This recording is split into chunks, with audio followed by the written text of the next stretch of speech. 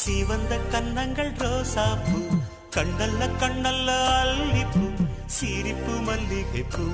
சிறு கைவளை கொஞ்சிடும் கொய்யாப்பூ, அவள் கைவிரல் ஒவ்வொன்றும் பன்னீர்ப்பூ, மைவிடி ஜாடைகள் முல்லைப்பூ, மணக்கும் சந்தனப்பூ, சித்திரமேனி தாழம்பூ,